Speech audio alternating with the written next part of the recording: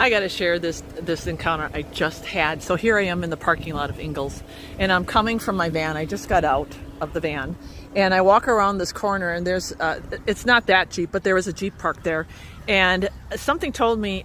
I came very close to it, and I was actually looking at the stickers in the back of a Jeep. The Jeep had a whole bunch of stickers, and when I rounded the corner of the Jeep, all of a sudden this dog's head popped out, and he's like, "Rah!" And I was like, oh! And I kind of screamed, and then I heard a scream inside the vehicle, and I looked in there, and here's this lady, and she's like, "Oh, I'm so sorry."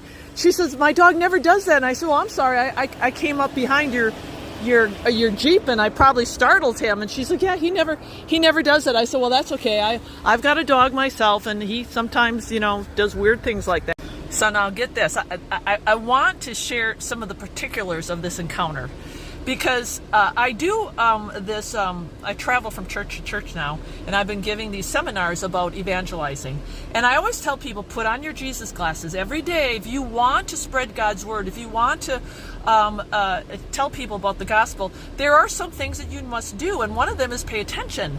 You can walk in the Spirit, and you can pray, and God's going to bring you that encounter, but you also have to have your Jesus glasses on during the day.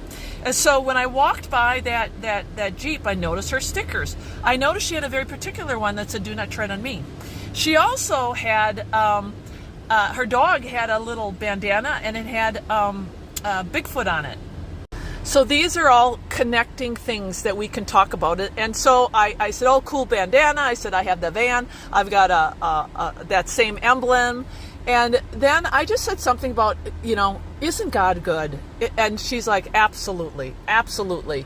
And that opened the door to start talking more about God. And I tell you what, that's when the conversation was Spirit-led, because I didn't know what I was going to say. And, long story short, she is a believer. And she's like, "Yeah," because I said something about wicked people and good people. And she says, "Oh, absolutely, you're 100% right."